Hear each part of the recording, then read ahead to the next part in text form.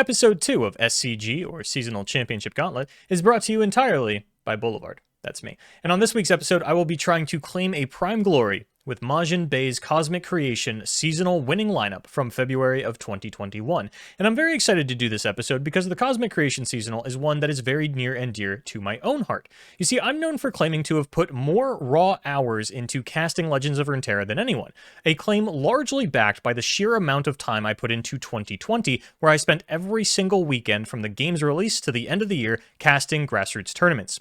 When the Monuments of Power talent lineup was released, I and many others were disappointed to find it full of esports talent primarily associated with Magic the Gathering, while us grassroots folks were left wondering what we had to do to even get our names thrown into consideration. At the Cosmic Creation seasonal, however, I would make an appearance as the first seasonal desk analyst, and I felt I did a very good job correctly predicting a finalist in Ian Nagara and calling out days before the event that Tom Kench would win the Americas seasonal. I was very surprised to find that the only one player, MajiinBae, would be joining Kevor in running Aphelios Tom Kench. Of course, Majin went on to win the seasonal, I felt validated, and they've brought me back many times since, but that was my first big appearance, my sense of accomplishment and validation for a year of hard work, and very much felt like a victory of my own. That said, I fully anticipate this to be the hardest run that I've done, not just so far, but probably will do throughout this entire series, as Majin got to play with some of the strongest decks in the history of Legends of Runeterra, all of which have been nerfed accordingly. So now we're going to go over the deck lists and the differences from when Majin played them to when I will be playing them now. So first up in the batting order, we have MajiinBae's Lee Sin list, from a time when we would talk about how the good Lee Sin players could win without drawing Lee Sin. That was largely due thanks to something like Veiled Temple and the high follower count. So Veiled Temple has been nerfed, now is only going to grant +1 attack instead of +1/+1, which is going to make it a lot harder to pillar on some of these units, but thankfully I do have a couple of lifestealers in this deck, like Sparklefly, who has been nerfed from 2 mana up to 3, and the Fangs, who has been nerfed from 3 attack down to 2. Now, these were really important in Majin's era, as Pirates was a top 5 deck through the Swiss rounds of the Cosmic Creation seasonal, so pillaring on a large lifesteal unit was pretty viable. And I actually think that this list is going to work out a little bit better for me than a traditional Lee Sin list from the summer of 2021 or even early 2022 would have. And part of that is that I don't have this dead copy of Gifts from Beyond in my deck that, you know, originally was there to grab Eye of the Dragon, and now really would not be doing me any favors, as Crescendum no longer grabs 2 drops from your deck. And the last nerf here is Zenith Blade going from Grant to Give, which does make me very worried to be playing Lee Sin in this environment, and I am a little worried that this will be a weak point of mine, because yeah, I can pillar on the Sparklefly and the Fangs and Mountain Goat, and that's probably what I'm going to have to do to find victory, but it doesn't feel like a great idea when the Zenith Blade is so temporary. You know, I'm not feeling like going for lethal on this big attack. I just want to like push a little bit of damage, and I can't do it 2 turns in a row without having to commit to not open attacking, which we're in an environment where not open attacking can get pretty punished. There's a lot of Arachnoid Sentries and Stage Hands and Twisted Fate gold cards and things like that. Now, there are some other notable cards that are missing from this list, namely Twin Discipline, as it wasn't buffed when MajiinBae played the deck. There's no copy of Bastion in here, and that was more of a preferential thing. Vengeance wasn't very popular at the time, so I understand that being absent.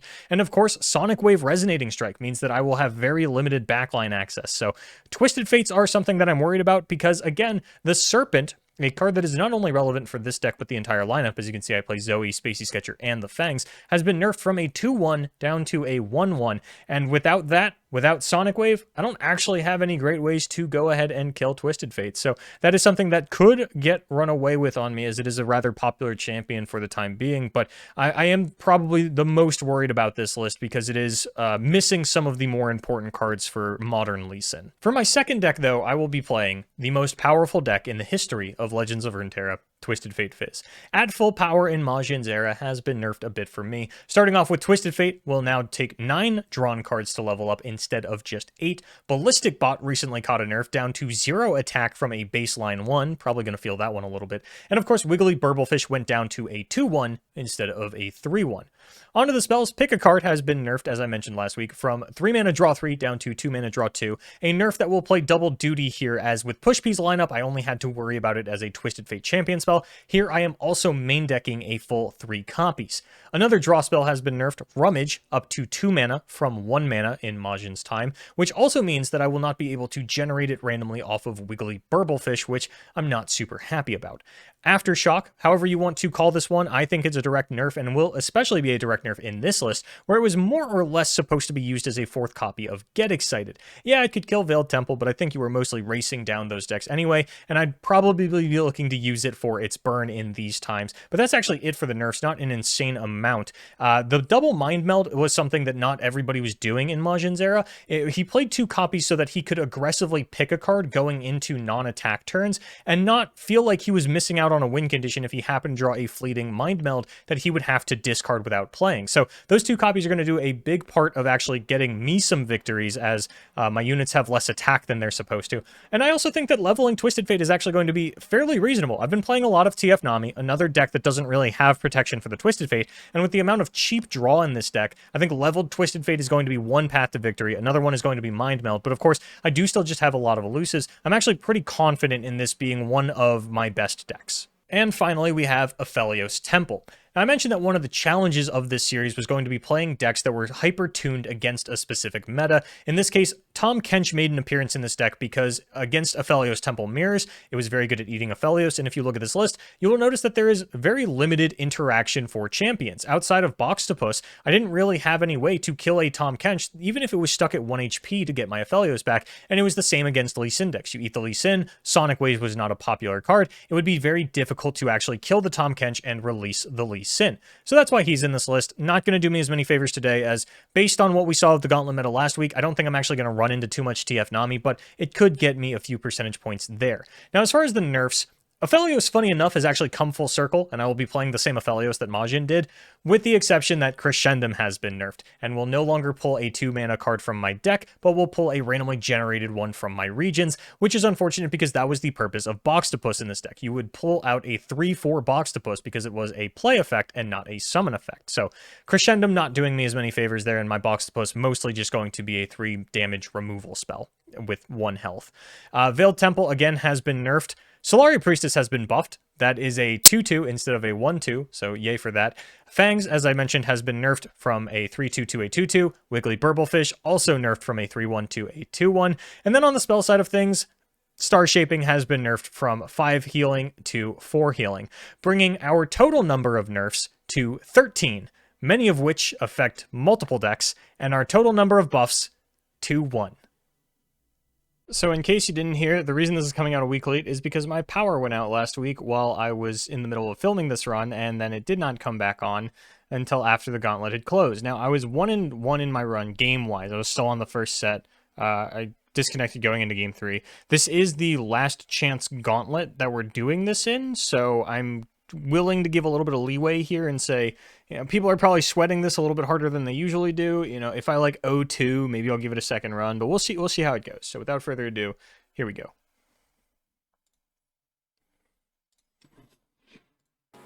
All right, so we start things off with, you know, a pretty real lineup. We are playing this in the last chance gauntlet for the seasonal, so players are going to be trying a little bit harder. We decided to ban the Winding Light because we're pretty light on interaction. If our opponent goes wide, there's really not a whole lot we're going to be able to do about that. I mulligan away, you know, some more of the dead cards. I don't think Tahm Kench is really going to get any value against a Ravenous Flock deck. There's no, like, Astral Protection in my list or anything, so Tahm Kench just isn't really going to be able to get it done. Mulligan him away. You know, Boxtopus, I'm a little worried about just kind of being a susceptible removal spell, but it actually gets missed by the Make It Rain, which sets me up to try and play around the Ravenous Flock with the Star Shaping, but the Annie leveled really fast, was able to take out the Boxtopus with the Death's Hand, but I'm able to get down to Aphelios because they've used a lot of their removal on just other things. Doesn't matter, apparently, though, as they still have a Disintegrate and a couple of other cards to take out that Aphelios. Just kind of speeding through things here. We've got a lot of footage to get through, but the important part is that I found a Destroyer off of the Star Shaping that I used to find my Boxtopus earlier. They pop the Spell Shield with Disintegrate, but don't actually go any further than that, so they take the 10 damage, which I'm pretty surprised by. And now here I'm just kind of contemplating, you know, if they have Disintegrate, how many have they played? Do I actually need to worry about my Destroyer dying? And they do have Annie in play, so I am cognizant of Annie's Disintegrate as well. But I get a couple Burblefish out here. They've already got TF on field. I'm debating Blessing of Targon off of a Targonian Tellstone. For next turn, rather. You know, if I attack with the 2 Burblefish, if they connect, it's still not quite lethal. It's only going to be 7 damage. So instead, I decide to kill the Twisted Fate, even though it does open me up to the potential of another red card. And they actually do have another Disintegrate, and they landed the Make It Rain on the Destroyer, so they're going to last another turn. But the Burbles do get in there. Then a Twisted Fate comes in. Going to be able to save this with a Blessing, summon Aphelios. They're really running low on resources at this point, and I decided that it's safe to go down to 2 because I still have the Star Shaping in hand. I kind of forced out the Tibbers here, able to Gravitum that. And then my Crescent Guardian might be good to get through. They use the stun onto my Aphelios, and that gives me the green light to actually summon the Immortal Fire off of the Star Shaping. It gets Disintegrate and Blade's Edge, but it doesn't matter because it's Immortal Fire, and that is, God, like 4 Disintegrates that I had to fight through, but I managed to get it done. And now on to the Lee Sin list. Again, pretty worried about this one just because of the Zenith Blade change. Here, I feel like I need to use it just to get a second spell, and I think I can do a cheeky little play if they try to flock my unit with the Guiding Touch and actually sandbag the second spell. You can see the smug look on my face there as I am able to both get a Dragon Link for the next turn and preserve my Dragon, Eye of the Dragon, but it doesn't matter. They kill my Dragon Link with a Make It Rain. But they're really running out of cards here. And I'm just kind of, you know, not really worried about, like, saving that with a Pale Cascade. I'd rather get on board a little bit more. All I'm really concerned about is just, like, not dying to Riptide Rex and sort of eating up their resources so that I can get down Lee Sin in a timely fashion.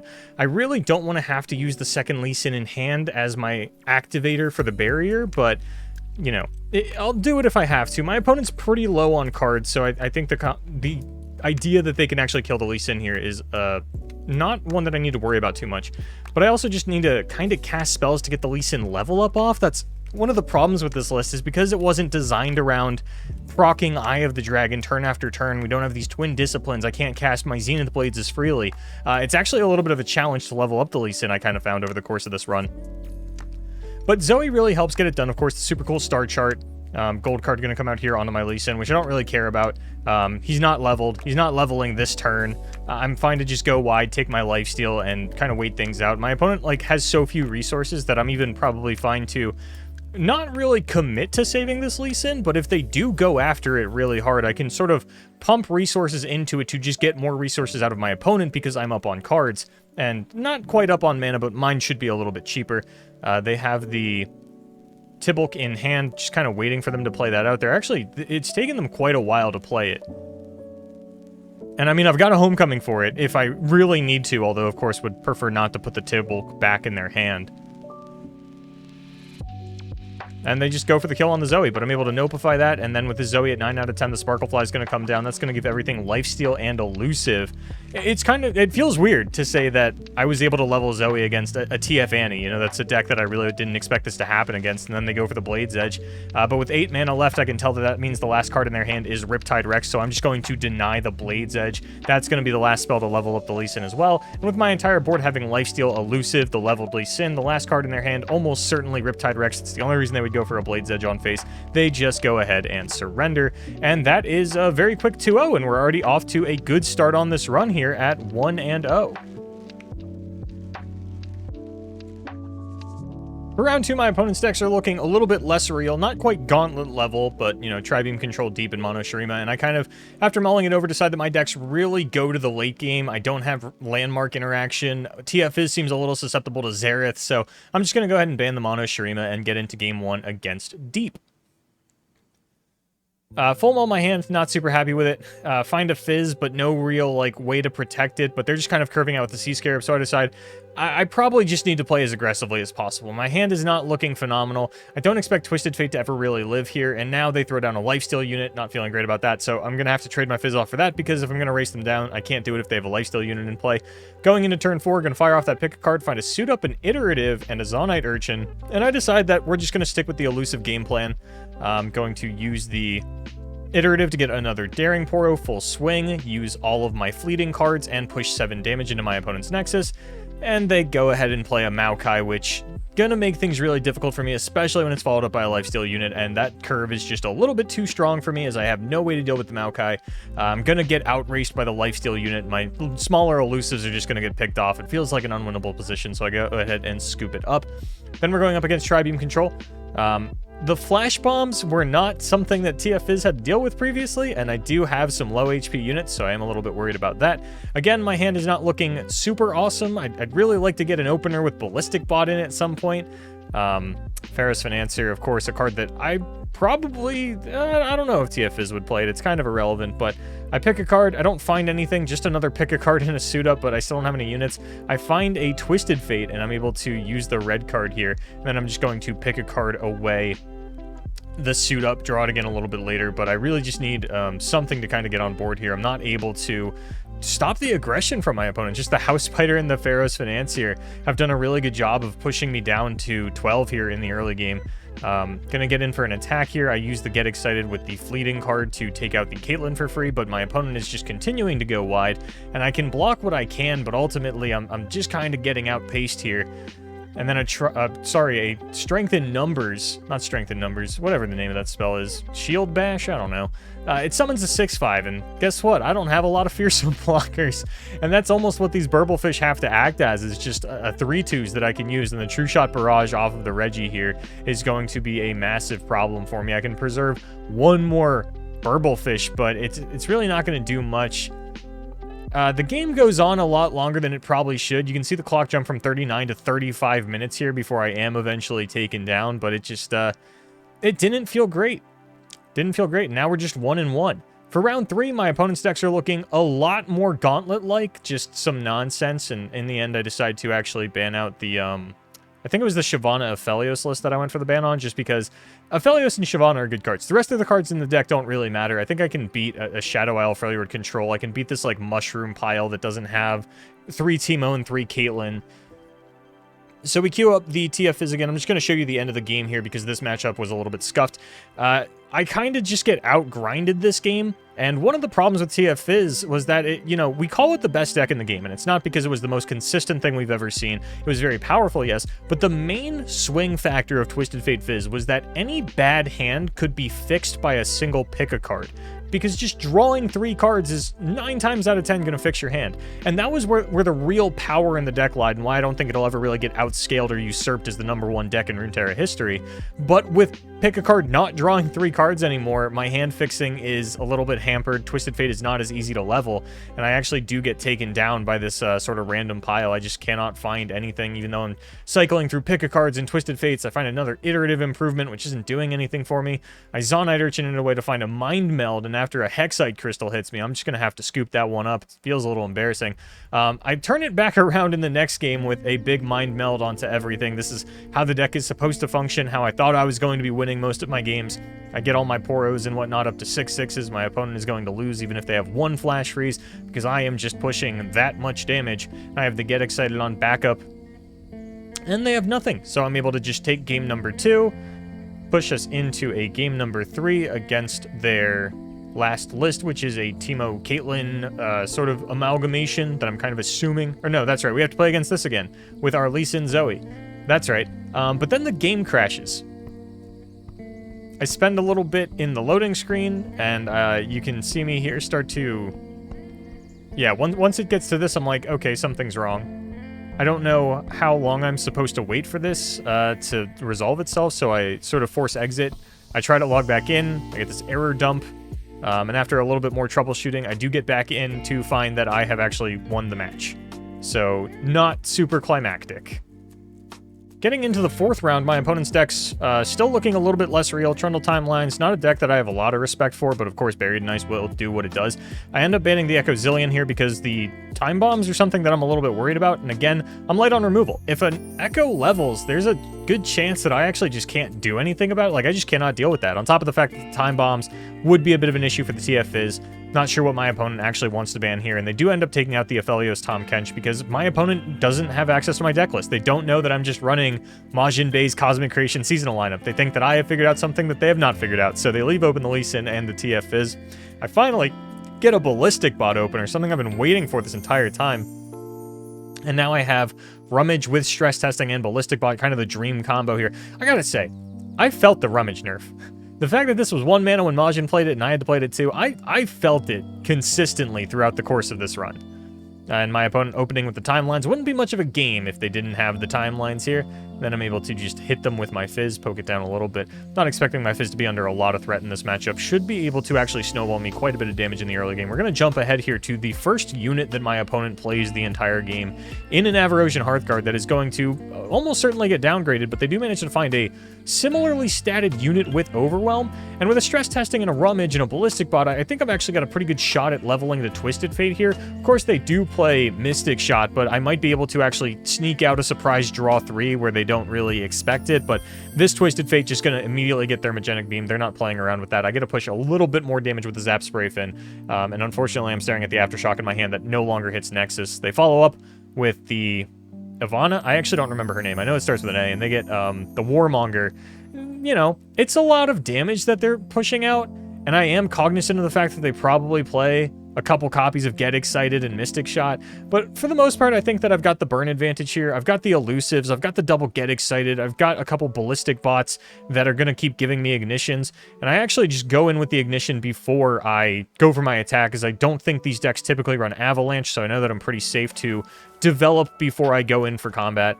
So just continuing to whittle my opponent down a little bit. I play a Wiggly Burblefish, I find a Piltovan Telstones, which not going to do much for me here, but I do Iterative the Burblefish. This gives me a lot of elusive damage, and again, I'm just kind of relying on the triple Get Excited in my hand to finish things off, and this will actually put them down into range for a Get Excited Lethal, and since they have no mana, I just go ahead and throw it on the stack since they have no elusives anyway, and let them know that I am going to be the winner of game number 1.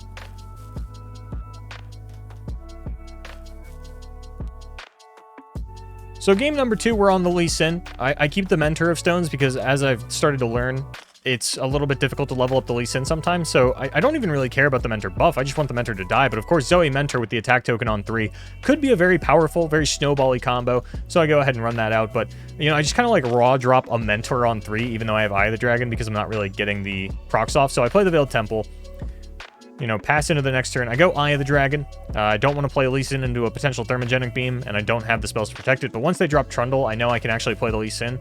And so I'm going to Guiding Touch my Nexus to go back up to 5 mana and drop the Lee Sin down. And now I have a second Lee Sin, not just in case the first one dies, but, you know, that does give me Sonic Wave Resonating Strike so that I have a couple of spells that can go ahead and level up the Lee Sin for me. They haven't played Timelines yet, so their 2-2 is just going to be a 2-2. I fire off the Zenith Blade onto the Lee Sin just to get a little bit of extra stats onto him, make sure that he can really only be killed by Buried in Ice or a Thermogenic Beam. Those are really the only cards that I'm afraid of. I don't want him to be in like Mystic Shot, Get Excited Range, or anything crazy like that, just in case I happen to lose my barrier in an untimely scenario. But at this point, I'm pretty convinced that this Lee Sin is going to be on board as long as I need it to, so I feel free to use the secondary Lee Sin spell, which I kind of need to do to level up this Lee Sin. Not going to happen right here, and I see if I can take a kill onto the Trundle without putting barrier on. Falling down to 4 health feels fine, so I'm just going to push a little bit more damage here. In fact, I'm going to get up to the range to kill the Trundle thanks to the buff from the Veiled Temple and the Pale Cascade. So even though Troll Chant came out, I'm still able to threaten the life of this Trundle. It works out. And then I believe this is where I get hit with a Buried in Ice. Yeah. Didn't really expect that one, but now I know that I'm in a lot of trouble. I've already used my second Lee Sin. If I get hit with the It That Stares here, it's pretty much game over, but they don't actually have It That Stares, so pretty fortunate on that end. I'm going to play Sparklefly just so I have a little bit of defensive capabilities. I don't just get run over by the deck that has been buffed by a Hearthguard and the Ava. I really should know that card name, the 6 mana 2/2. But I'm going to pale the Sparklefly and then kind of look at my health total and say, yeah, you know what? Actually, I don't think I need to sacrifice this Sparklefly per se. Psych, I am going to sacrifice the Sparklefly. I'm very cognizant of the burn potential of my opponent, and because my Lee Sin is coming back next turn and has, I believe, an insane amount of attack because it got Buried in Ice on the turn where I had it up to 9 attack, I know I'm getting a very large Lee Sin here. Yeah, it comes back as a 9/10, so I throw the Zenith Blade down onto it to try and push for lethal here. Of course, my opponent does have the potential for a few Frostbite effects, but that's what I've got the third Zenith Blade for, right? So we're going to just level up the Lee Sin here by reducing the cost of another card in my hand. Again, takes a while to level up Lee Sin in these older lists I come to find. So as you can see, like, it's turn 9 before I finally level him up. I thought for a while about whether or not the Mentor on the Lee Sin was correct, because it's not necessary. You know, maybe I could throw it into the Eye of the Dragon and push a little bit more damage onto a pillar, but it doesn't matter because they don't actually have any answer for the Lee Sin kick, and I am able to take a 2-0 over Trundle Timelines, putting us at 3-1. So while this is not the last round of the actual gauntlet, because again, I did this in the last chance seasonal gauntlet, which is 1 round longer than a traditional gauntlet, this is going to be the last round that I care about in terms of this video. I'm looking for 4 wins in this series, and this is the 4th win that I'm playing for here. So if I lose this one, I'm considering it a loss. If I win this one, I'm considering it a win, as we are currently 3-1. This would be the last chance under normal gauntlet circumstances, and I'm not trying to give Majin's lineup a special, harder challenge just because of the timing in which I had to play it in. My opponent's got some real decks, some not real decks, and they actually queue up a Phalios for the first one, so I keep double Mystic Shot because of the nerf on Gleaming Lantern down to a 3/2. That's not really something I want to give them access to. Grandfather Fae is another card where I'm like, yeah, you know what, that's a little bit of an issue. I think I can go ahead and get away with a Mystic Shot on that. I still have the second one in case you go for the Gleaming Lantern on the following turn, which they do. And I even have an Aftershock in case they decide to play a Phalios or another Gleaming Lantern. So, you know, generally removing all of my opponent's units, not the primary game plan for a deck like this, but I'll take it.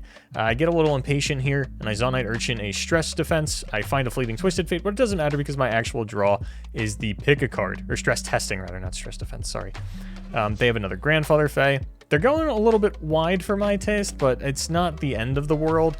I pick up a fleeting copy of Mind Meld, not great, but again, I talked about this in the preamble. This is why Majin played 2 copies, so that you can aggressively pick a card into the defensive turn and not really worry about losing a Mind Meld. But I am worried about losing this Burblefish because my life total not looking super healthy. But going into my turn, I'm just going to fire off a Rummage to reduce the cost of my Burblefish, as well as get that 1 mana back with the Zap Sprayfin. And pulling Iterative Improvement means I just have a lot of elusive damage here.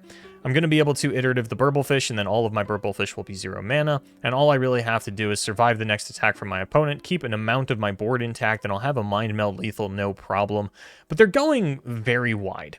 And if any of these get a, like if a Papercraft Dragon comes down onto the Charger, and then there's a Pale Cascade to defend it from my Aftershock, I'm actually in a little bit of trouble, and I end up losing another unit here. I think a lot and really hard about how I want to line up these blocks, but because I top-decked Poro Cannon, I feel like I'm actually pretty safe to take a full block here. Now, 2 of my units were supposed to survive, but a Pale Cascade did mean that the Zap Sprayfin died as well. And I'm really just looking to run out a few elusive units and then throw down the Mind Meld, because I have played a lot of spells this game. Unlike the Lee Sin list, it's very easy to level Fizz in this deck, and I even go in for a Chum the Waters off of a Bilgewater Telestone, because I am planning for a Mind Meld next turn. So I think having an Overwhelm unit onto a 4/1 is actually going to do a little bit of good here and just absolutely ensuring that I've got lethal. Now, I draw Fizz. I don't play it, even though I probably should have. I was randomly worried about double Rainbow Fish, just giving my opponent a lot of blockers if I gave them 2 actions, even though I still would have had lethal through that. But I do get 10 attack on all of my units here. They Pale Cascade their 5/3 and then play a Gleaming Lantern, and I know that that is going to be the go-ahead for me to just kill my opponent. I don't think they're really running Hush in a Phalios these days, so it was like something I was considering, but not too worried about. I was pretty sure that I didn't need to play the Fizz for lethal. Now, against Viego, I'm really worried here, because I'm probably just going to get out late gamed. The Tom Kenches are not going to do a lot of help for me here. Now, with 2 Tom Kench in hand, I decide to take Written in the Stars because it guarantees an Aphelios for a normal person, but for me, it guarantees a 3rd Tom Kench. You can see I'm not happy about that, but a 3 mana 4/8 is nothing to sneeze at. And I decide that since I'm playing a worse deck and I'm in a bad matchup, I'm just going to give my opponent the opportunity to misplay. So I attack with Tom Kench, they block with Viego, and I Bastion, but it doesn't matter because they had a... Oh, I guess I skipped over it, but they played an Ancient Hourglass onto the Viego. That is how it survived. So I go ahead and eat the Viego. They make it a little bit bigger in response and draw some cards, but now that is underneath of my Tom Kench, and then they play another Viego. So I eat the Spiderling with the plan of just getting their Viego out from underneath of my Tom Kench. I just want to make sure that I can level this unit as quickly as possible, so I'm going to play the Boxtopus and then Bayou Brunch it, because Bayou Brunching it will reset its stats, whereas playing the Bayou Brunch on the Solari Priestess isn't going to get me another Celestial, so I might as well take advantage of what I can. When was the last time you saw a Tom Kench level up animation? Figured I'd play it out for you here. So I get my Boxtopus back as a 3/4. Viego obliterated, sent to the ether. Same thing with this Spiderling that I just ate. Then they play Invasive Hydrovine, and I'm a little bit worried about that because I don't have a lot to do. So I end up trading the Hydrovine for my Tom Kench. All of the units are out from underneath of him. I invoke here, and I could take Falling Comet to deal with Viego, but with my opponent at 13, I think that if I take the Traveler and I can find a big Celestial, I can actually end the game, and instead I get absolute low rolls on my Traveler pool. I was really hoping for a Great Beyond or an Immortal Fire to try and end out the game here. I didn't think Falling Comet would really work against a deck with Rite of Negation and Ancient Hourglass, usually as a 2 or 3 of in each of them, but I still find an avenue to try to get lethal. I find an Immortal Fire off of a Star Shaping. I have a Shakedown to give vulnerable to the Burblefish that Viego stole as they vengeance my Aphelios, and then I'm gonna try to push lethal here because I have the Burblefish and the Immortal Fire. My opponent has no elusive blockers because I'm gonna be able to pull that Burblefish out of the way. And I think really hard about pulling the Viego because if they quicksand me, then I can hush the Viego to run it over with the Immortal Fire anyway. But the problem is I'd have to pre-commit the hush because the Viego is too big for the Immortal Fire, so I decided it's not worth it. They have the Quicksand, they double block my units, I surrender, and we're going to a game number 3 here, where I've got to pick up a win against the Aphelios, which actually I'm feeling a little bit better about because Tahm Kench obliterates units, you know, and they've got a couple of backline heavy cards like Aphelios and Gleaming Lantern and Grandfather Fae. I think Tahm Kench might actually be a realistic avenue to getting a lot of value in this matchup, but instead, you know, 3 Tahm Kench last game, no Tahm Kench this game. So I take the Meteor Shower, immediately rewarded. Feels great. They play a Fizz, I play another Solari Priestess. I'm going to go ahead and grab a Falling Comet off of this one because obliterating is one of the only ways in the game, I believe actually the only way in the game, to deal with attach units. So I can wait for my opponent to throw an attachment onto something and then I have an answer for it. Boxtopus, not too worried about losing it in this matchup. My opponent plays Papercraft Dragon onto their Fizz, and I'm like, okay, I'm just going to challenge that with the Boxtopus to see if I can get the Fizz out of the way. They Pale Cascade, but haha, little do they know, I also have a Pale Cascade. And just in case they have another Pale Cascade, I do have the Hush on backup, so that I can guaranteed kill this Fizz. But they don't have anything else. It was just the one Pale they were kind of banking on. But then they throw down Aphelios, and I'm like, ah, nuts. So many champions in my opponent's deck. I throw down a slightly cooler Aphelios. They Calibrum. And I respond with a slightly cooler Calibrum. Then they offer up an Aphelios trade, and I'm kind of evaluating the board state and whatnot, and I say, unless they have third Aphelios, I'm pretty sure I'm actually favored in a game without either of us having Aphelios here. So then they Papercraft the Fizz. I hush it to take away Fizz's ability to dodge the Falling Comet, and then I Falling Comet. So it feels pretty good here. My opponent plays a spell. I don't know if they thought that would save Fizz, if they forgot that I hushed it, or if they thought I did that because I don't know what my opponent was doing. But then they get a Rainbow Fish onto the Librarian that they found off of the spell that they cast for Fizz. Not feeling great about that one. I play out a Burblefish. I block it. I play my Veiled Temple, and they hit it with a landmark removal that looks like it was main decked. I forgot that I can't Heavens Aligned in response, but I play it again anyway. Get a Solari Priestess, and I'm just going to take another Falling Comet because my opponent has a big elusive with a Rainbow Fish under it, and I want to get that out of here just as quick as possible. So the Solari Priestess is actually doing a lot of heavy lifting in this matchup, and my opponent goes for a Flame Spitter here to make sure that their unit survives. I get this weird bug where the Rainbow Fish comes in, but then I'm just going to use the one main deck Gifts from Beyond in order to get a Calibrum to finish off this Librarian and leave my opponent with really nothing. And once that Calibrum comes out, then they are actually going to throw up a Surrender, and that is going to give us the end of the run here. A 4-1 record with that victory over the 2-0 on the Aphelios.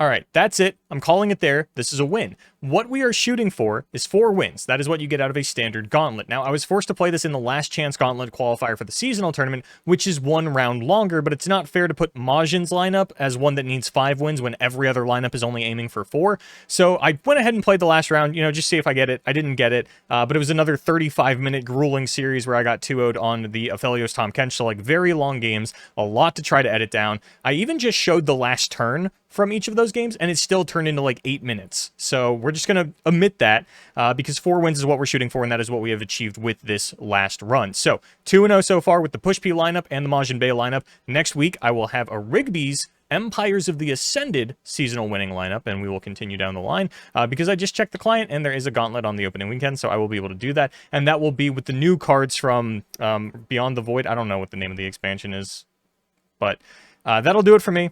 Until next time, thank you so much for watching. I've been Boulevard. You have been great.